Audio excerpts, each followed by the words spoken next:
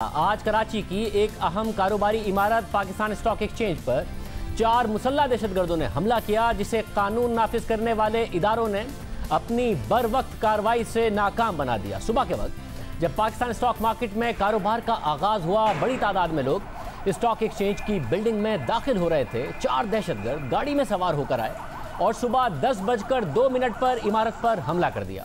दहशतगर्दों ने पहले stock exchange के गेट पर दस्ती बम हमला किया और फिर अंधाधुंध फायरिंग शुरू कर दी। वहां मौजूद सिक्योरिटी गार्ड्स और पुलिस एहलकार फौरी तौर पर हरकत में आए, ऑपरेशन शुरू कर दिया।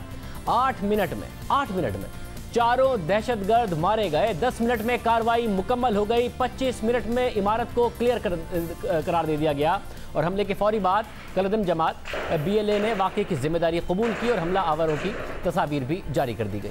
इस वाक़े की जो CCTV फुटेज सामने आई है, उसमें देखा जा सकता है कि एक कार दाखिली गेट पर आकर रुकती है। कार के पिछले दरवाजे खुलते हैं। फुटेज में 2 दहशतगर्द कार से उतरते हुए नजर आ रहे हैं। जैसे ही वो दाखिल होने की कोशिश करते हैं, दाखिली दरवाजे पर ड्यूटी पर मौजूद एहलकार ने उन्हें रोका, लेकिन दहशतगर्द फिर भी आगे बढ़ता है और फिर फायरिंग का तबादला देखने में आता है। उस दहशतगर्द को रोकने के बावजूद जब वो आगे बढ़ता है, इस दौरान 2 दहशतगर्द मारे जाते हैं और कानून नाफिज करने वाले इदारों के मुताबिक 2 हमलावर गेट के बाहर मारे गए, जबकि 2 आगे गए। मगर रेंजर्स और पुलिस मौके पर पहुंच गई और कार्रवाई के दौरान इमारत के इहाते में बाकी 2 दहशतगर्द भी मारे गए। आज हमलावरों की जानिब से फायरिंग और दस्ती बम के हमले के नतीजे में दरवाजे पर ड्यूटी पर मौजूद एक पुलिस एहलकार और स्टॉक एक्सचेंज के 3 सिक्योरिटी गार्ड भी शहीद हो गए, जबकि पुलिस एहलकार समेत 7 अफराद जख्मी हुए। वाक़े के बाद DG Rangers Sindh major general Umar Ahmad Bukhari ने एडिशनल IG कराची गुलाम नबी मेमन के साथ मुश्तरका प्रेस कॉन्फ्रेंस करते हुए कहा कि हमें पूरी तरह इदराक है कि मुल्क दुश्मन एजेंसियों की कोशिश है कि बचे कुचे दहशतगर्द इदारों के जो सेल्स हैं और इसके अलावा उनके जो सहूलतकार हैं, उनका आपस में एक ताल्लुक कायम किया जाए। साथ ही उनका कहना था कि इस हमले की कड़ी 10 जून और 19 जून के हमले से मिलती है। जो मुल्क दुश्मन होस्टाइल इंटेलिजेंस एजेंसीज हैं, उनकी अभी काविश है कि जो बचे कुचे टेररिस्ट ऑर्गेनाइजेशंस के कोई सेल्स हैं, कोई स्लीपर सेल्स हैं, कोई उनके मददगार हैं, कोई सहूलतकार हैं, उनको आपस में उनका एक नेक्सस किया जाए, जिसमें से आपने जिनका नाम लिया, MK लंदन के कुछ रेवेनेंट्स, कुछ सब नेशनलिस्ट के कुछ टेंडेंसीज में, और BLA जो बलूचिस्तान के अंदर गुमराह लोग हैं, इनका किसी तरह नेक्सस करके सूबे के अंदर अमन को खराब किया जाए। इसी की कड़ी 10 जून के अटैक्स थे, इसी की कड़ी 19 जून के अटैक है। होस्टाइल एजेंसीज के खिलाफ की मदद के बगैर ये काम करना नामुमकिन है। इसके अलावा बताया गया कि ये दहशतगर्द तैयारी के साथ आए थे, होस्टेज बनाना चाहते थे, यानी यरगमाल लोगों को बनाना चाहते थे। DG रेंजर्स के मुताबिक इस हमले के ताने बाने 10 जून और 19 जून के हमले से मिलते हैं। अब 10 जून को सिंध रेंजर्स के एहलकारों को निशाना बनाया गया था। कराची के इलाके गुलिस्तान जौहर में सिंध रेंजर्स के मोबाइल पर मोटरसाइकिल सवार मुलजिमान ने हैंड ग्रेनेड से हमला किया था, जिसके नतीजे में एक एहलकार जख्मी हुआ था।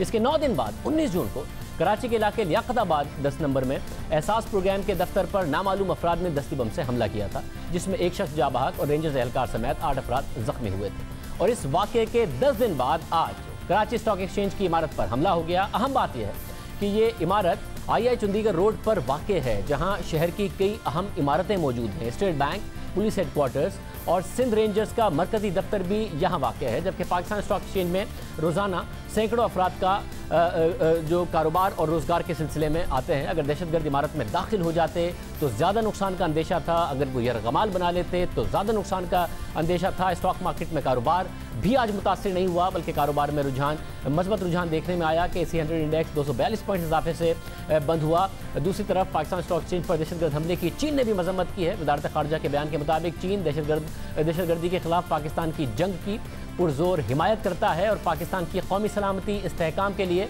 कोशिशों की भी हिमायत करता है। आज की कार्रवाई के हवाले से बात करेंगे। हमारे साथ एडिशनल IG कराची गुलाम नबी मेमन साहब मौजूद हैं। गुलाम नबी मेमन साहब, बहुत शुक्रिया। आज आपने प्रेस कॉन्फ्रेंस भी की।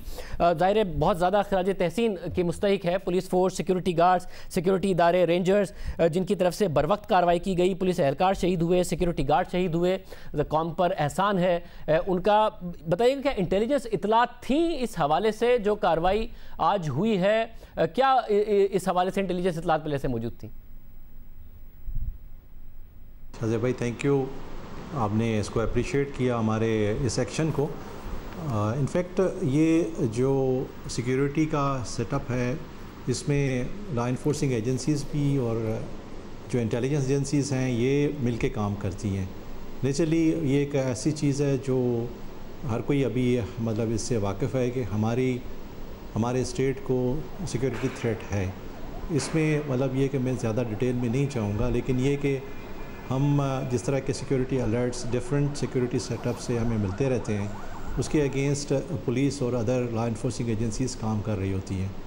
तो नेचुरली ये एक ऐसा टारगेट था जो हमें आइडिया था कि इस पे किसी टाइम पे अटैक हो सकता है, लेकिन आप देखें कि इतने सिक्योरिटी अलर्ट्स ज़्यादा आते हैं तो हम अपने तरफ से पूरी कोशिश करते हैं कि अपने महदूद रिसोर्सेज में उनको रिस्पांस दें। और आज शुक्र अल्हम्दुलिल्लाह जब ये आए और उन्हें अटैक किया तो हमारा सिक्योरिटी सेटअप जो वहाँ पे हमारी डिप्लॉयमेंट थी उन्हें अच्छा रिस्पांस दिया, और उस रिस्पांस में आप देखें कि विदिन 10 to 11 मिनट्स ये सारा जो इनका अटैक था वो प्रीएम्प्ट हुआ और चारों के चारों बंदे मारे गए। तो नेचुरली ये एक ऐसी चीज़ थी जो हमें इंफॉर्मेशन हमें मिली, हमारे पास इंफॉर्मेशन थी, इसी वजह से हमने वहाँ पे अपनी इफ़ेक्टिव डिप्लॉयमेंट रखी हुई थी। मतलब आज और जो आपकी प्रेस कॉन्फ्रेंस थी उसमें भी ज़ाहिर बताया गया कि जो MKM लंदन के बचे कुचे हैं, इसके अलावा कुछ नेशनलिस्ट ग्रुप हैं, इसके अलावा BLA और फिर रॉ ज़ाहिर इसका फ़ायदा उठाएगी, जो भारतीय एजेंसी रॉ है, अगर उसे इस तमाम का मौका मिलता है। तो इस वक्त कराची ने ज़ाहिर एक बहुत ही एक दर्दनाक पीरियड देखा, उसके बाद लॉ इन्फोर्समेंट एजेंसीज़ की ज़बरदस्त कार्रवाई, पुलिस की ज़बरदस्त कार्रवाई की वजह से अमन आया। ये कितनी ख़तरे की बात है, इनके कितने सेल्स यहाँ पर मौजूद हैं, क्या इंटेलिजेंस इतलात हैं, या फिर ये इतने ऑर्गेनाइज नहीं हैं इस वक्त?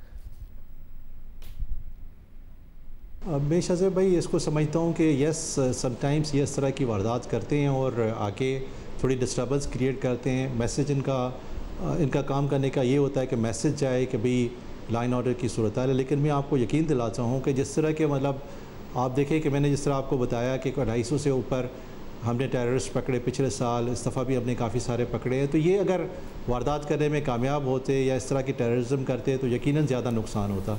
लेकिन जिस तरह का मतलब हमारा सिक्योरिटी सेटअप है, अल्लाह की मेहरबानी से अच्छी तरह से काम कर रहा है और उसका नतीजा ये है कि ये पकड़े जाते हैं। हाँ, अलबत्ता कभी कभी ज़ाहिर है कि उनको एडवांटेज टाइम का और जगह के सिलेक्शन के उनके पास एडवांटेज होता है, तो वो कभी कभी इस तरह का अटैम्प्ट कर जाते हैं। लेकिन हम अपनी तरह से पूरी कोशिश करते हैं कि उनको ये एडवांटेज ना लेने दें।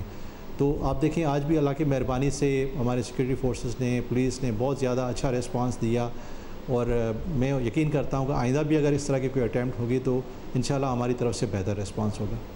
बहुत शुक्रिया, हमारे साथ मौजूद थे गुलाम नबी मेमन साहब, और हम ज़ाहिर पुलिस की जो आज कारकर्दगी है उस पर खराज तहसीन पेश करते हैं। सिक्योरिटी गार्ड्स की तरफ से जो कारकर्दगी थी, और वो बता रहे हैं कि इस वक्त जो इंटेलिजेंस एजेंसीज़ हैं, इसके अलावा पुलिस रेंजर्स सब अलर्ट हैं इस मामले के हवाले